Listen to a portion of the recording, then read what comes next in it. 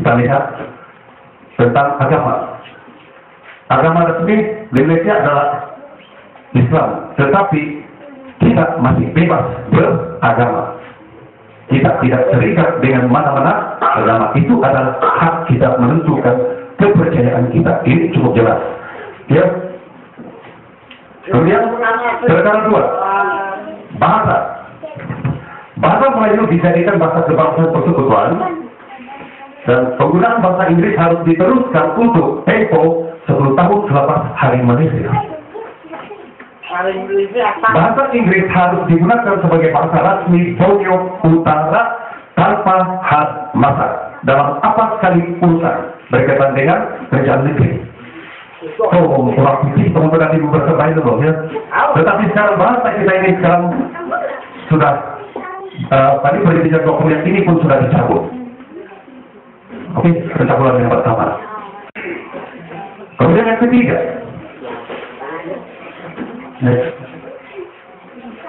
perlembagaan. Oke, walaupun perlembagaan Persekutuan Malaya diterima sebagai asas untuk membentuk perlembagaan Malaysia, akan tetapi perlembagaan Malaysia seharusnya dipersetujui oleh penggabungan negeri-negeri bebas dan sepatutnya bukan sesuatu susunan pindahan kepada sebuah perlembagaan yang telah digubal dan dipersetujui oleh negeri-negeri yang berasingan di dalam keadaan yang berlainan sekali. Sebuah perlembagaan baru untuk Borneo Utara sewajarnya amat diperlukan. Maksudnya, perlembagaan Sabah tidak sepatutnya sama dengan perlembagaan yang terdapat pada Malaya. Kemudian di sini perlembagaan ini adalah perkara ketiga ini juga telah dicabut. Oke, Pokok persekutuan dalam artikel 18 tadi yang telah diperhitungkan tadi, ini dia terdapat pada dalam perkara 4, perkara 20 NE 63 yang di Persatuan Negara Ketua sekitarnya. Oke, dan Borneo Utara tidak layak untuk dipilih sebagai ketua persekutuan. Ini tidak penting, ini yang penting. Tapi ini pun sudah jadi tuan yang utama yang di Persatuan Negeri negara Sumaila. Ini jadi kota persekutuan tidak penting. Yang penting tadi adalah kuasa otonomi di sana. Kemudian nama persekutuan perkara 5 dalam perjanjian 20, nama sebenarnya adalah Malaysia, tetapi pada satu ketika dulu mereka coba ubah menjadi Melayu Raya. Bangsa-bangsa kita di Borneo ini mereka coba melayukan sebagai satu pengaburan supaya kita lebih bertuankan Melayu. Ya, baik. Perkara 4, perkara 6 dalam perkara 20. Ini Kristen adalah perkara 6 ini juga telah dicabut. Ini Kristen, ya. Kawalan ke atas penginceraan dari luar ke mana-mana tempat di Malaysia seharusnya terletak di bawah kerajaan persekutuan, tetapi kemasukan ke Borneo Utara sepatutnya juga memerlukan persetujuan kerajaan negeri. Maksudnya tidak sewenang-wenangnya. Kita mempunyai satu jabatan imigresen untuk mengawal kemasukan penduduk lain ke negara Sabah. Kerajaan persekutuan tidak seharusnya berkuasa membatalkan kemasukan sesiapapun ke dalam Borneo Utara jika ia berkaitan dengan urusan kerajaan negeri, kecuali atas sebab keselamatan sahaja. Borneo Utara seharusnya punya kuasa yang berhak atas pergerakan seorang, kecuali mereka yang bertugas di bawah kerajaan persekutuan. Contoh kalau macam di Sarawak masih terlalu kuat, kita diberi pas 5 hari dan immigration akan cek. Kalau kita belum keluar dari Sarawak dalam 5 hari, polis akan cari kita. Tetapi di Sabah tidak akan berlaku yang begitu. Ya, di Sabah tidak. 1 tahun, 2 tahun berada di Sabah sampai 30 tahun masih jangan. Ya, ini hak menarik diri perkara 7. Hak untuk memisah atau menarik diri dari persekutuan seharusnya tidak ada, dan kita tidak pernah pun mau keluar daripada Malaysia.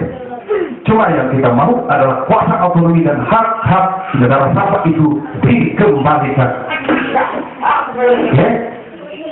Dan satu pengharapan bagi kita persekutuan SSKM sama gabungan peguam-peguam seluruh Borneo dalam satu deklarasi untuk meminta 300 tanda tangan di Borneo Utara dan Sarawak dan diantar ke PBB untuk menuntut semula hak-hak negara.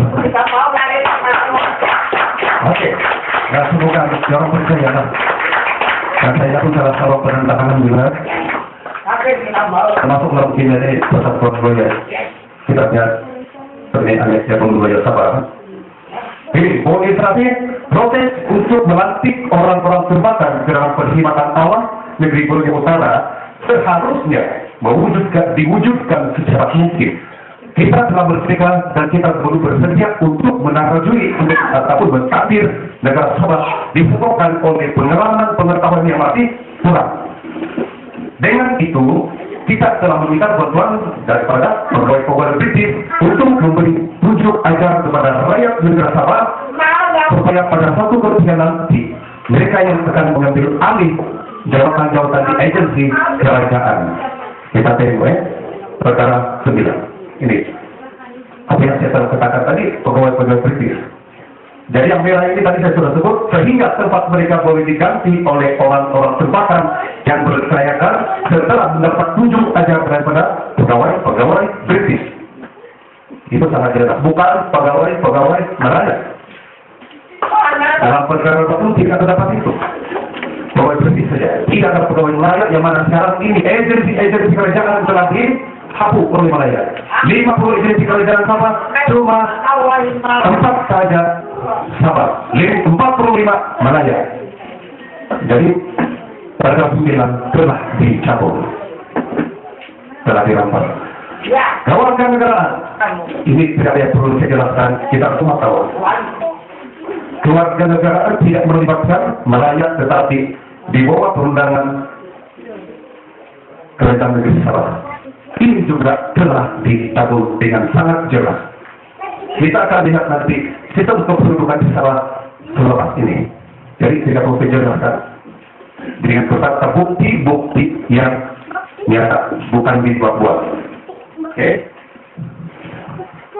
Catatan saat peralihan, kuasa perundangan mesti diberikan kepada kerajaan Borneo Utara mengikut penyelenggaraan dan tidak dipengaruhi oleh kerajaan persekutuan. Nah, ini pun sangat jelas.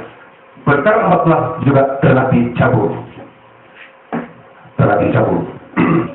Sistem pelajaran kita pun telah dicabut, kita akan lihat. Perkara 15. Setelah perkara 11, saya mau tadi cukai dan keuangan. Cukai dan keuangan ini terpilih kembali. Negara Sabah yang menentukan cukai-cukai yang dipungut oleh negara Sabah sendiri yang akan menentukan kemana pengaliran keuangan itu. Tahun lalu 22 bilion hasil cukai Sabah saja sepatutnya menjadi cukai sendiri. Tetapi kita Sabah, pemimpin di Sabah sekarang menghantar upik hantar ini 22 bilion. Sudah dihantar 22 bilion, lepas itu mengambil sebalik. Mereka ketika diperuntukkan terhadap itu 700.000 saja. Ini pun kita tidak sedar. 22 bilion bukan satu jumlah yang kecil. Boleh menjadikan negara Sabah ini negara yang termaju. Itu baru cukai. Belum ada yang hal-hal lainnya. Oke. Kemudian kedudukan hak bangsa asli ataupun bumi putra Borneo Utara.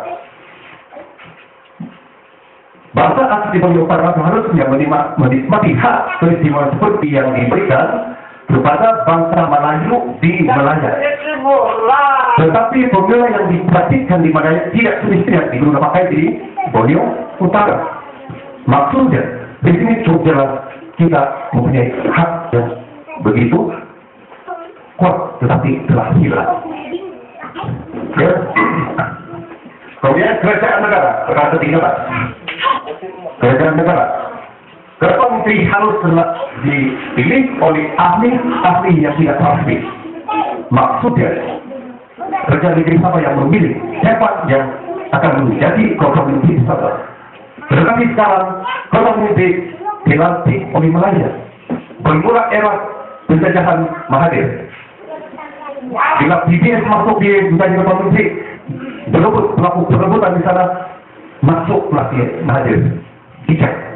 Sebab dia nampak ruang untuk menjaga Sabah. Disinilah era penggunaan penjajahan yang sangat jelas, cuma tidak disedari oleh kita. Dia kasih kau 2 tahun setengah. Lepas itu pendirian Ketua Menteri 2 tahun setengah.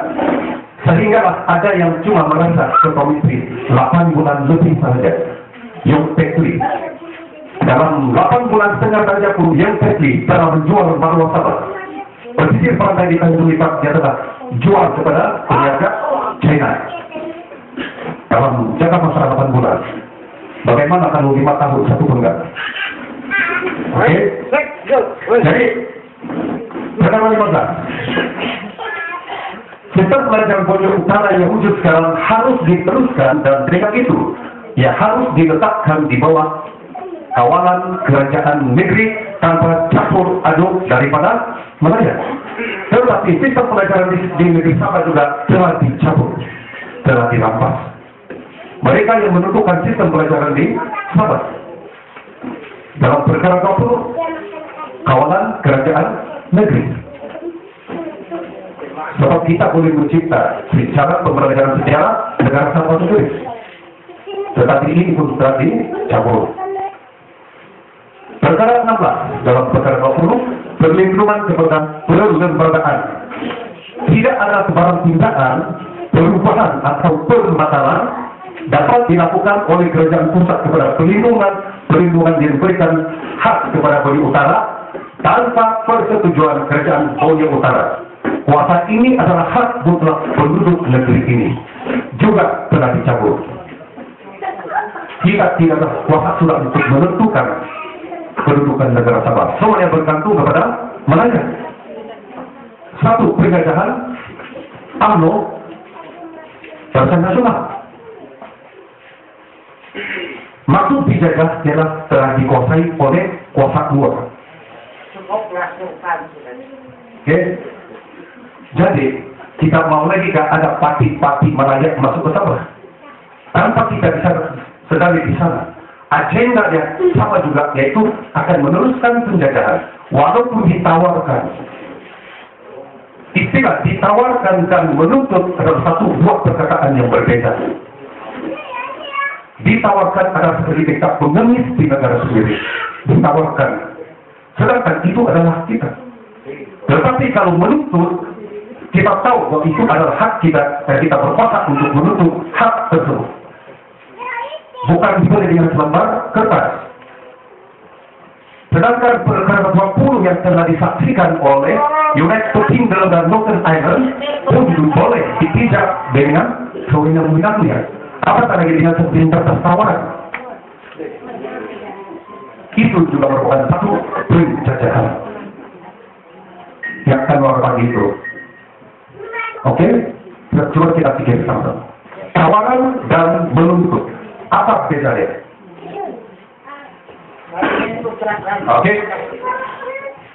Perkara 17. Perwakilan dalam parlemen persekutuan. Ini sepatutnya bukan hanya bergantung kepada jumlah penduduk di utara, tetapi bergantung juga diambil kira keluasan sesebuah daerah. Kalau pada terpengkong mengambil, ya sepatutnya, tapi kita menemukan satu persatuan, kita selalu diberitahu tidak cukup korum dan tidak boleh ditubuhkan. Itu adalah persatuan. Tetapi untuk membentuk satu kerajaan bukan karena kira itu jumlah penduduk, karena kira keluasan. Tahunan sangat luas. Perlu masuk di tahunan masih dipunggu. Tapi adunnya berapa? Paling meningnya berapa? Tahunan yang begini luas, satu adun setengah paling banyak. Betul tidak? Jadi ini keluasan, keupayaan perlu diambil kira. Jadi dia dan tadi perkara 18 yang saya telah nyatakan di awal tadi. Dalam perkara 18 yang dipertua negara bukan yang dipertuan yang utama dipertuan negeri. Ini pun dirampas. Nah, pemimpin kita diam.